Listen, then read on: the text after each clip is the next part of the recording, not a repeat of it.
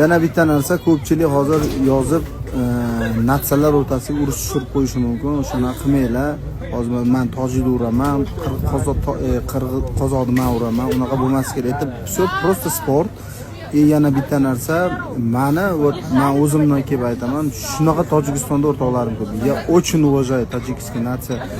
Очень уважаю nimalarni, Qozog'istonliklar. Chunki Qozog'istonda juda ko'p o'rtoqlarim, bavurlarim bor. Biz birga ot chopib turib yurganmiz. Даже biz ular bilan bir-birimizga protiv ketishdik, bir-birimizning oldimizda xijolat bo'lamiz o'rtoqligimizdan. Shu darajada yaqin o'rtoqmiz.